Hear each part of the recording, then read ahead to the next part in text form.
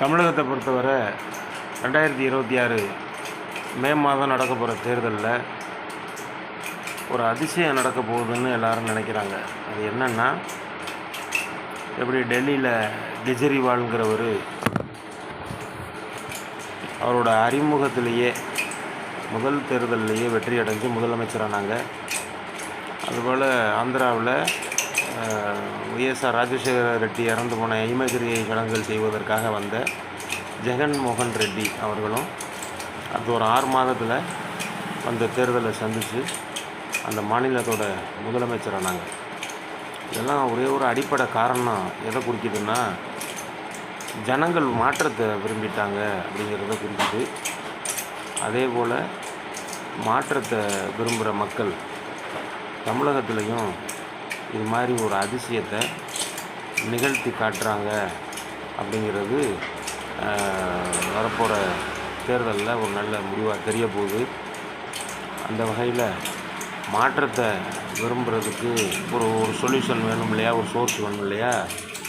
அதை திராவிட கட்சிகள் நீங்களாக, தேசிய கட்சிகள் நீங்களாக மாநிலத்திலேயே புதுசாக ஆரம்பித்து விஜய் நடத்திக்கிட்டு இருக்கிற தமிழக வெற்றி கழகத்தை தேர்வு செய்ய போகிறாங்க அப்படிங்கிறதையும் வரப்போகிற தேர்தல் நம்மளுக்கு படம் பிடிச்சி காட்டப்போகுது.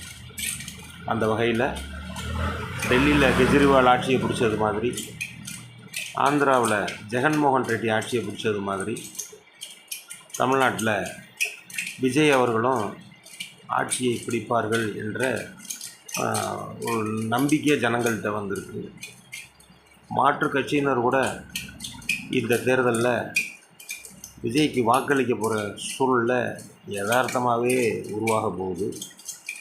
அதுக்கு ஒரு அடிப்படை காரணம் என்னென்னா, கூட்டணி தத்துவம். பொதுவாக ஒரு கட்சி இன்னொரு கட்சியோட கூட்டணி போயிருக்கலாம்னு நினைப்பாங்க ஒரு ஆதரவாளர்கள். ஆனால் தலைவருங்கிற ஒரே நபர் எடுக்கிற முடிவு தான் அந்த கட்சிக்கு. உதாரணமாக தேமுதிகவை எடுத்துக்கிட்டிங்கன்னா 50% திமுகவோட போகிறதுக்கு அவங்களுக்கு உடன்பாடு இல்லை, இருந்தாலும் போயிருக்காங்க. அப்போ அந்த 50% பேர் என்ன செய்வாங்க, அந்த ஆதரவாளருக்கு ஓட்டு போடாமல் அவர்களுடைய பழி தீர்க்கிற எண்ணம் அந்த இடத்துல மேலோங்கி இருக்கும், வெளியே தெரியாது.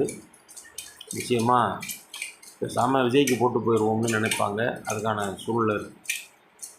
அது மாதிரி காங்கிரஸ் கட்சி எடுத்துக்கல, விஜயோட கூட்டணி சேரணும்னு 90% பேர் போராடினாங்க.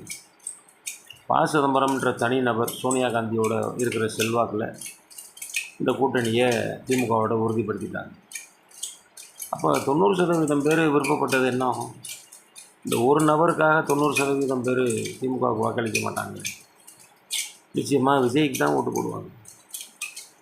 ஆக இதை நான் அதனால தான் துவக்கத்திலேயே சொன்னேன், தேர்தலில் ஒரு அதிசயம் நிகழப்போகுது. தமிழகத்தில் ஒரு அதிசயம் நிகழப்போகுது.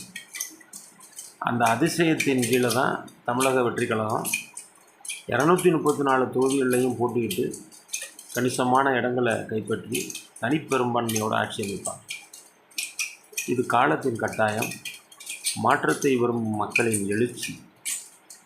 எல்லாத்துக்கும் மேலே அதர்மம் எப்போவெல்லாம் தலை தூக்குகிறதோ அதை அழிப்பதற்காக தர்மத்தின் அவதாரமாக இறைவனே அதர்மத்தை அழித்து காப்பார் என்ற பகவத்கீதையினுடைய தத்துவம் இந்த வரப்போகிற தேர்தலில் நடக்க போகுது அப்படிங்கிற செய்தியை சொல்லி என்னுடைய பேச்சை முடிச்சுக்கிறேன். நன்றி, வணக்கம்.